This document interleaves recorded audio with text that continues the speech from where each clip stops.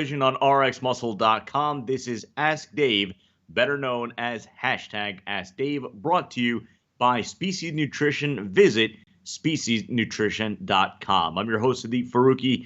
This is your weekly 30-minute question and answer show with Dave Palumbo. All your questions on diet, training, supplementation, IFBB pros, competitions, life in general, whatever it is on your mind, it is all on the table. You can join us on the RxMuscle.com Muscle Central Forum, our official Instagram page if you're watching us live on YouTube, where you can ask your question on the chat box on the right-hand side of the video player. If this is your first time watching us, hit the like button, subscribe below. You're not going to miss any of our shows, segments, or updates as we bring in Dave Palumbo. Dave, a lot of updates right now with Species Nutrition. We get questions all the time. Why don't you fill the audience in? Well, a lot of people have been asking me about when we're getting these ISO bags in. My good friend Dave Volner over at ISOBag makes a Species Nutrition ISO bag, 6-pack bag where you can put 6 meals in it. And they're amazing. They're super crazy green colored with black striping and everything like that, and it says Species Nutrition. A lot of people, they love them. We sell a lot of these things, and we were out of them for a while, and Dave just sent us the new one. Johnny's bringing it over here. There. It's a little different. I think this is the smaller one. We have a bigger one. I think it just says Species Nutrition with the thing, but this is pretty much it. And it comes with all the meal packs in there and the ice packs, and it's all good. So it's back in stock at speciesnutrition.com. You can check it out there. Also, we have a very, very, very limited special on Aqualize, $9.99. If you guys are looking for a great herbal diuretic for photo shoots or for a competition, I highly advise you use it. You take 2 pills with each meal the day before the competition or photo shoot, and I'm telling you, you'll be very, very, very happy with that. Also, I wanted to mention on my Dave Palumbo website, a lot of people have been asking, when are you guys getting cacao bars back in? I have my all carb-free, sugar-free, 100% cacao bars back in stock. They've been selling like rapid fire, but we have a pretty good supply this time. I bought a lot of them, so you can check that out at davepalumbo.com. Also, a lot of people have asked about the next Guru course, and that's going to be September 2nd. Hopefully my shoulder will be intact by then with the new shoulder replacement I'm getting July 10th. But on September 2nd, the Guru course it should be up on my website within the next day or two if you want to start signing up, because we have limited space obviously here. So don't wait too long. I know a lot of people have been waiting for this next course. So that's all I got to say, and let's get to the questions, Sid. Let's do just that. Let's go to Brooks Clark. Dave, I heard you say that a majority of olive oil in the U.S. is fake. How do you know if your olive oil is real or fake? Unfortunately, there's no Roy test to test your olive oil. I wish there was, but there isn't. And you really can't tell, unfortunately. The article that I read on it, and I always knew something just tasted a little weird. And Johnny and I were in Italy a couple weeks ago, and we had real homegrown olive oil. And I will tell you this, and Johnny can confirm it, it don't taste like anything they got here in this country, that's for sure. So they're saying that they're putting like up to 80-90% of soybean oil and only 10% olive oil. So to me, given the reports I read, I would avoid olive oil completely. And I'm an olive oil guy. I sell macadamia oil, but I really like olive oil, for its health benefits. But you know what the truth is? Macadamia nut oil has all the same benefits, monounsaturated fat-wise, and you can cook with it because it's got a high smoke point, and you can expose it to light. It doesn't oxidize. So to me, macadamia nut oil is the new olive oil, especially given the fact that most of the olive oil on the market is fake. Unfortunately, at Species Nutrition, we're actually out of stock of mac oil. I have a brand new shipment coming in from South Africa probably in the next month, or anywhere from 4 to 6 weeks we should have it. So I warned you guys about 3 weeks ago when I was doing a super sale to get rid of all the leftover inventory. Act quickly, but I'm sure there's other places you can buy mac oil. To me, that's the oil you want to be using. John Effer, side effects of too much Cabur. Well, I think he means cabergoline, which is a prolactin inhibitor. A lot of guys, when they take decadurabolin and trenbolone, these are 19-nortestosterone-derived drugs, it tends to raise prolactin levels. And prolactin can inhibit your body's ability to have erections, can kill your sex drive a little bit. That's where that term DECA comes from. A lot of guys never really knew. They thought the DECA caused it. It was actually the rise in prolactin that did it. So a lot of times you could take a half a milligram 2 to 3 times a week of cabergoline. Also, the name brand of that is Dostinex, and it sometimes will alleviate those high prolactin level side effects. In which case you can then continue to take the DECA and the Trenbolone. You don't have to stop them, but if that doesn't work, obviously, you're better off just stopping the drugs if it's bothering you. I know guys that don't care. They'd rather have no sex drive but grow muscle, from the DECA or the Trenbolone than have to worry about that. But obviously, now that we have the tools, Dostinex cabergoline is a good adjunct to a program. Now, a lot of people say, should I take it anyway, even if I don't have side effects? I'm like, no. Because if the DECA or the Trenbolone doesn't have any negative side effects for you, why add another drug in there? No reason to. Let's go to Jose.Vittoriano. Dave, did you ever have anyone drinking water until the show, but keeping the same water as the week before? And why, I guess the second part of it is, why does everyone cut water? Because everyone does it, or do they really need it? I always cut water, but I only cut it for like 12 to 18 hours. So if the person's competing on a Saturday morning or early afternoon, I usually have them cut their water at about 8, 9 o'clock the day before. And you really don't over dehydrate in that short period of time. I mean, every time I get on an airplane, I don't drink for 12 hours because I don't want to I have to get up and pee 50 times. And I have no negative side effects. I don't get too flat. I don't get headaches or anything like that. So I think your body can handle dehydration for probably up to, maybe even as much as 24 hours, but I would not stop drinking for like 3 days or anything like that. That's ridiculous. People do this and they completely destroy their physique. So limited drinking the day before is good. Not so good if you're going to do it more than one day. Chris Kidd, is it possible to take my carbs just from oatmeal? Greetings from Austria, Vienna. Yeah, I mean, I don't think there's any. A carb is a carb in a sense. At least a high molecular weight or complex carbohydrate would all be kind of equal in a sense. If you're eating like a high fiber food like oatmeal 5 or 6 times a day, however, it might be too much. It might give you the runs. So if you could tolerate it and that's what you love to eat, fine. I like varying sources, but since carbs are not essential nutrients anyway, you're not getting anything from oatmeal that you wouldn't be getting from cream of rice or potatoes. So the carb source is really not as important as, say, protein, in which case I like to vary the protein sources. I like to vary the fat sources because we need different types of fats. But for carbs, it's more of a boring thing just to eat it every day, every meal. Let's go to Bobby82392. ECA stack as effective as Clen? No, I've said this before, and I don't like to go on the record as saying this is the best of something, but I got to tell you, nothing burns fat better than clenbuterol. Nothing. GH is a good fat burner. It's not a great fat burner. It's a good fat mobilizer. Cytomel is a good fat burner, but you have to be careful because if you take too much, if you up the dose too fast, you could metabolize protein as well, which we don't want. Clenbuterol is a pure fat burner, right? And it makes you strong too. It's a great drug. Does it continue to work continuously? No, but downgrades a little bit. But for me, if I had to pick one drug to use for fat loss, to maximize fat loss, it would be clenbuterol, hands down. PTB, how many calories per day does 1 pound of muscle require? I've heard 50 calories, but this is often debated. Who the hell knows? How could you quantify that? Who knows? I'm guaranteeing my 1 pound of muscle burns a lot more calories than Johnny Styles' 1 pound of muscle or your 1 pound of muscle, Sid, because my metabolism is faster. My mitochondria inside my muscle cells burn and oxidize fat quicker, whether it be from years of running or good genetics, who knows? So everyone's different. I know guys that you could, like Akeem Williams, you can give him 500 calories a day and he won't lose any muscle. That means his muscles are more efficient. It doesn't, and the metabolism is not as fast in them. So everyone's body is different genetically, so you can't really make a blanket statement like that. Here's what we've been waiting for. Now, earlier in this week, or was it last week?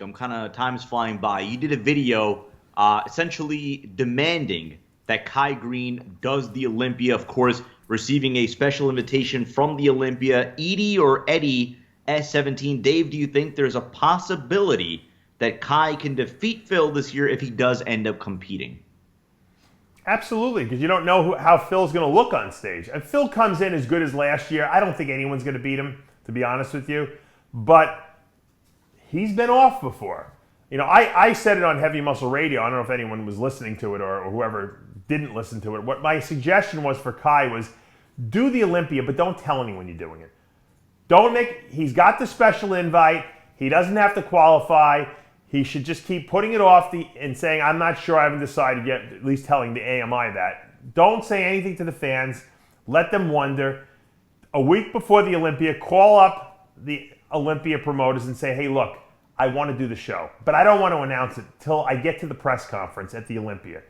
That Wednesday before, 12 noon, or whatever, I think it's Thursday, 12 noon, Kai Greene will be in the audience at the press conference, and then Bob Ciccarello, the voice of bodybuilding, as he likes to refer to himself, will say, oh, look what we have in the front row there, Kai Greene, who received the special invite. It's a shame Kai won't be competing at this year's event. And Kai will be like, I'd like to come up and say a word, and they give him the microphone, and Kai's like, I'd like to do the show tomorrow. What do you guys think? And then, of course, the audience and everyone is going to go crazy, and he'll announce it at the press conference, and then he can jump in. Less stress for Kai because no one's even knowing he's doing the show, and it would be the greatest surprise of the weekend. That to me is how I would play it out. And Kai's such a dramatic guy. That would be the way to do it, I think.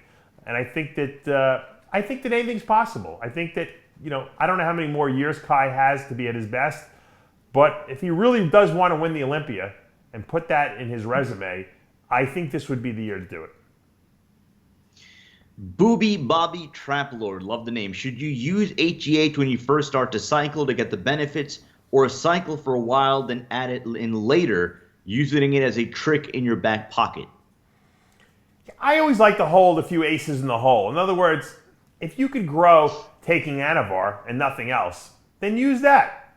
If you need to take Anavar and Deca to make things work better, then do that. If you need to take testosterone and equipoise, do that. If then you have to, in other words, keep upping the ante little by little. There's no sense right out of the gate starting with everything. I mean, it's how fast could you add muscle?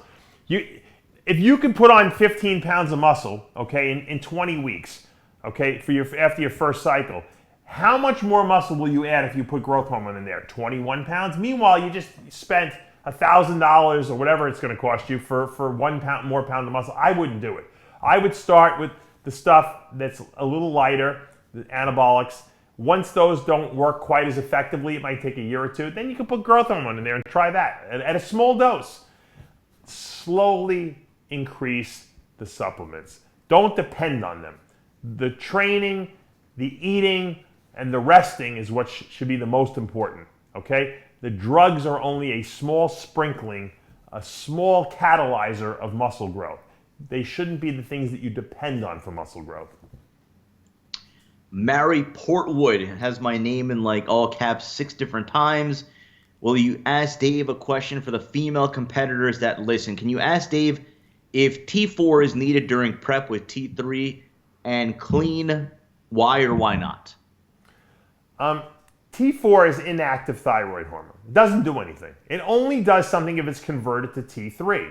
So if T4 is ingested and your body has normal thyroid function, why would it convert any of that T4 to T3? It already has enough, right? All that will do is taking all that T4, it'll just float around and do nothing. If you take T3, however, also known as Cytomel in the United States, it's the active thyroid hormone. So the more T3 you put into the body, the faster your metabolism is going to go. That does something, and it's predictable.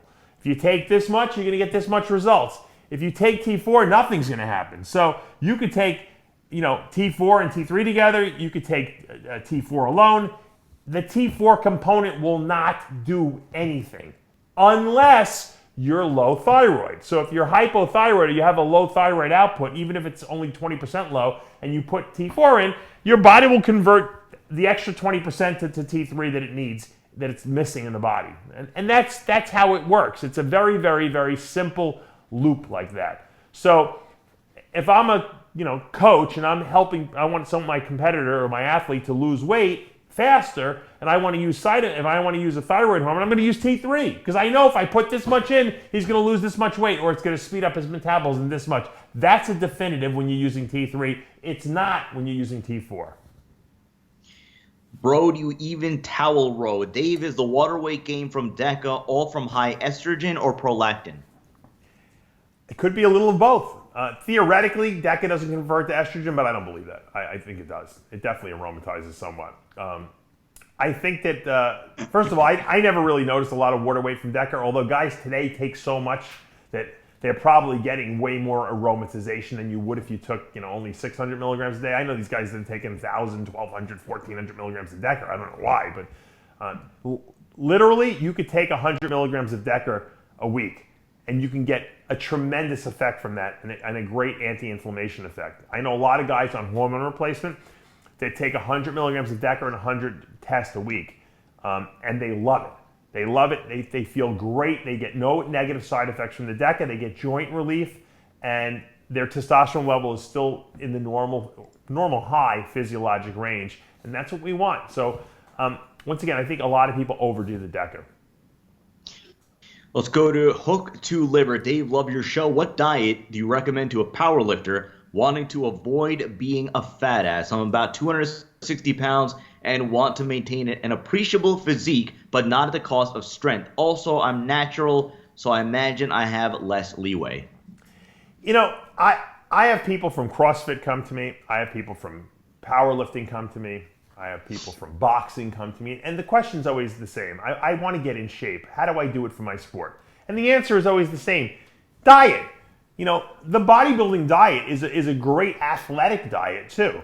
Obviously if you're boxing, you probably definitely need to eat some carbohydrates, okay?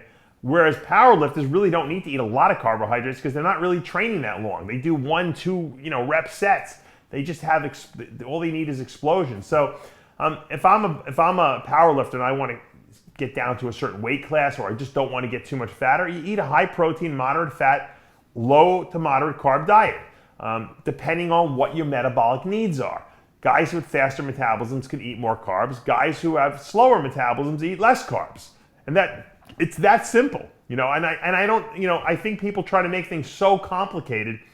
It's really not. Look, I know guys that work as laborers all day long, okay? And they eat no carbs.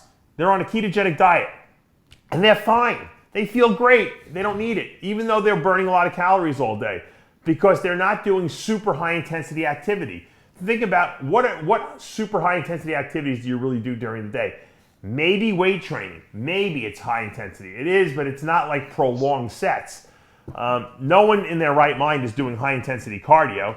So what do you really need carbohydrates for, really? I mean, if you're in a ketogenic state, you could use ketones for fuel. So I think, once again, people get caught up in this, well, I want to try to bench press 1,000 pounds, so I need to eat 1,000 grams of carbs a day. Just not the case. Let's go to Benadu 14. Good one here. I'm not sure we've gotten a question on this topic before, but Dave, what do you think of Sweet Sweat and other quote-unquote fat loss creams? Most fat loss creams dehydrate the fat cell. That's all they do. It goes back to the old thiomucase that we used to use back in the day in the 90s. We got it from France. You rub it on prior to doing cardio or going in a tanning bed, and it would make that area of your body you rubbed it on lose water, basically. Dehydrate the fat cells a little bit. Now, as soon as you drink a couple glasses of water, it comes back. But if you do it every single day and, ostensibly, it looks better. That area, if it's a little watery, looks better. I used to do it because, I did anything in my power to try to get as lean as possible. Did it work? Who knows? But most of these fat-burning creams are just dehydrators. The newer ones now, they're using aminophylline, which is like an asthma medication that also, once again, has a dehydrating effect on the fat cells. Let's go to Gardno. What do you think about front-loading slow esters? Does it actually work? Front-loading slow esters or fast esters? He's asking particularly slow. Well, I mean, I don't know what that would really mean then. Front-loading usually means in the beginning of your cycle, you can put some Dianabol the first 4 to 6 weeks to get this, because the dianabol will act really quickly. So it's like you'll start feeling some effects of the cycle rather than having to wait 2 or 3 weeks until the long-acting esters kick in. Having said that, I have no problem just taking long-acting esters in the beginning and waiting the 2 to 3 weeks, because once they do kick in, you're fine. And then you're going to have very high blood levels of whatever you're taking. So I don't think it's necessarily to shotgun everything in there to try to get things working faster. I don't have a problem waiting 2 to 3 weeks. Remember, bodybuilding is a long journey. It's not this like sprint to the finish line. Let's go to G-Tress5 as a natural. What tips do you have to maintain muscle mass during a cut on keto diet? Don't overtrain, meaning don't stay in the gym for 2-3 hours doing weight training sessions. It's too much. Shouldn't do that even if you're on gear. Make sure you get enough sleep. Make sure you're taking enough sodium, because when you're on a very low carb diet, your body eliminates water. And when the water leaves your body, it pulls sodium out too. So you want to make sure you're eating enough salt in your diet. And that's it. The difference between natural and steroid using bodybuilders, there's only one difference. The steroid using bodybuilders recover better and build muscle more easily. But the process is the same weights training in the gym, the same diet techniques work, the same supplements are necessary.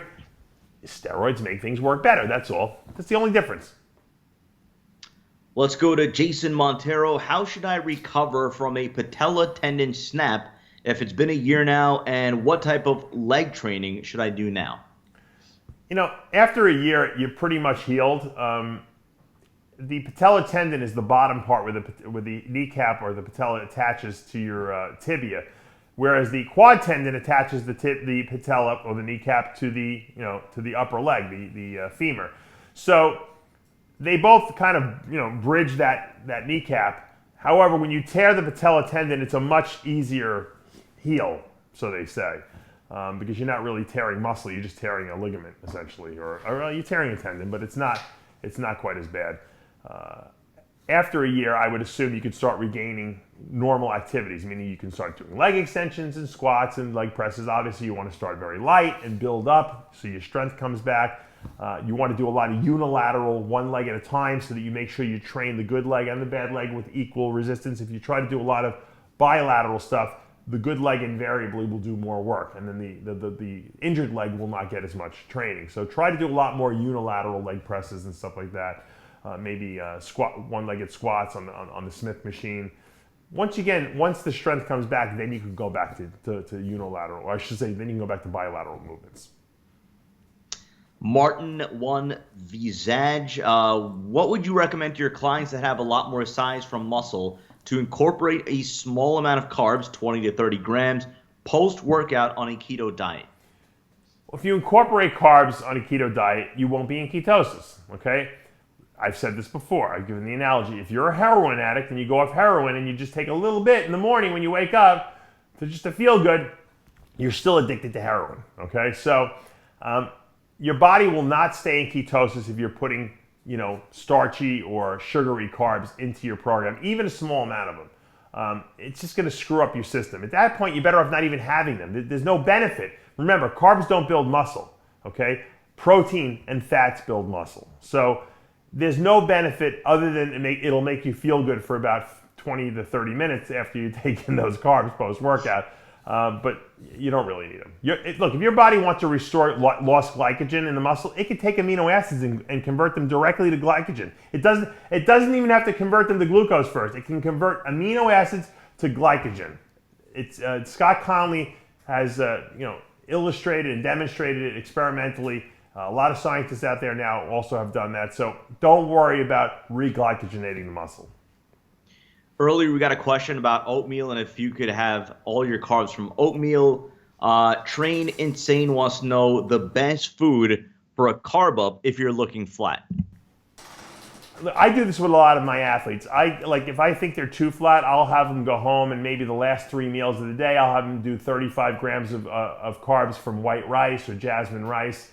It's just such a clean burning carb. It gets absorbed really quickly. It just completely reglycogenates the muscle very fast with very little stomach distress.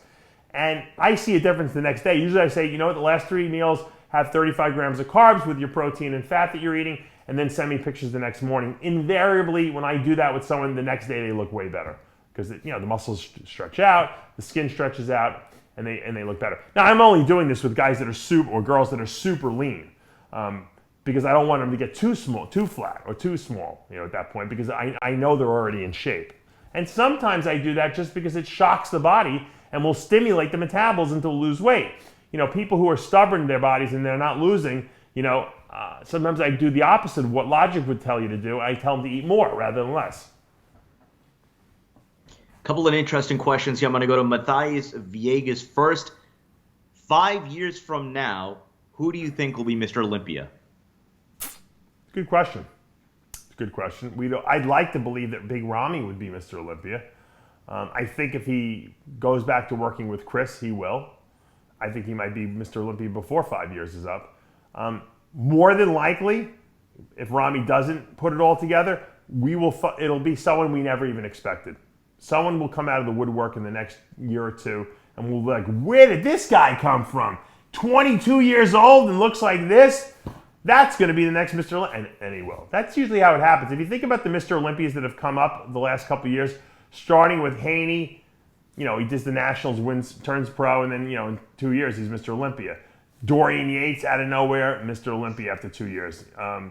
Ronnie Coleman, he's probably the only guy who really worked his way up the ranks, but he turned pro really quickly. I think he was training for 1 year.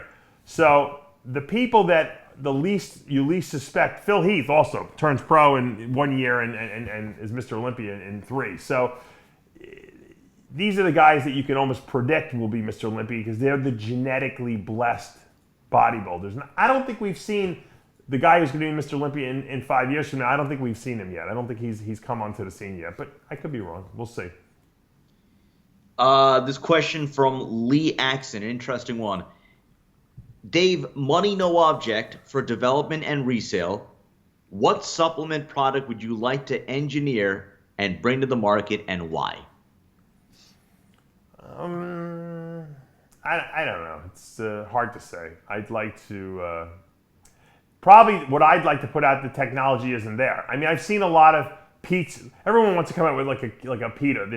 There's keto pizzas. There's pizzas with low carbs and high fiber in the bread. And I mean, if you could really make a pizza that has super low, like a ketogenic pizza that actually has bread that tastes like bread, and cheese that tastes like cheese but it's not cheese, that might be something interesting. But I don't know. I kind of the supplements that I have out right now, I'm pretty proud of the Species Nutrition line. It's kind of exactly what I think people need right now. There was one product I had mentioned probably several times in the past that I was going to put out. It was going to be called Keto-Lyze. This is before the ketogenic craze was even around. It was just something that I was knocking around with. It was a whey isolate where they dry sprayed macadamia nut oil onto the actual whey isolate. I actually had samples of it. It was delicious. It was just protein and fat. I think you got 50 grams of protein, and you got 25 grams of fat per serving, and almost 1 or 2 grams of carbs or something like that. It was great and delicious, but it was very expensive. It cost me a lot. It cost me so much money that I would never be able to sell it and make any money. People would buy it who have a lot of money, but no one else would. I would never sell enough of it. But it was a great product. That's probably something I'd like to bring to market because I think that there's a need for a good protein fat supplement. But then again, I say to myself, every time I try to convince myself that that's something I should come out with, I'm like, well, why wouldn't people just take Isolyze and add a tablespoon or 2 of macadamia nut oil to it? It's the same exact thing, and it's cheaper, and it's way easier. So that's why sometimes I think too much complexity in products is not good because it raises the price too much and it confuses people. See what we could wrap this show up with. Probiotics. All right. Dream K113. Probiotics. Are they necessary for health? Worth the investment? And so many supplements claiming 15 billion probiotics, up to 80 billion. What is with all the claims? I think probiotics are one of these things that doesn't necessarily need to be consumed every single day. Because let's face it, our colon has the bacteria in it. And as long as we're taking a fiber supplement, like a good soluble fiber supplement like Fiberlyze, I'm going to put a shameless plug in, because soluble fiber is the food that the probiotic organisms in your colon eat. essentially, that you're feeding them when you're taking fiber in. And as long as they're being fed, they will divide. Think about it. Bacteria divide very rapidly. The only time you really need a probiotic supplement is when the bacterial colonies in your colon have been destroyed for some reason. Why would that happen?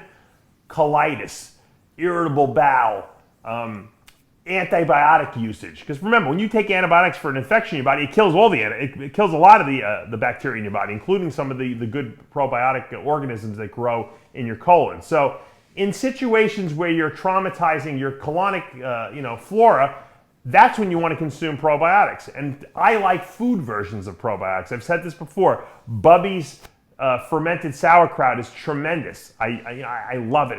I can't even recommend anything higher than that because there's no dairy in it.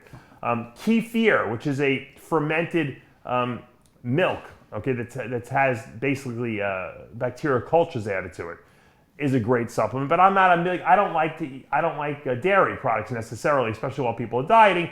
So there's something called coconut kefir, where they take coconut milk or coconut water and they ferment it. They add bacterial cultures and it becomes fermented, and you can get your probiotics from there as well.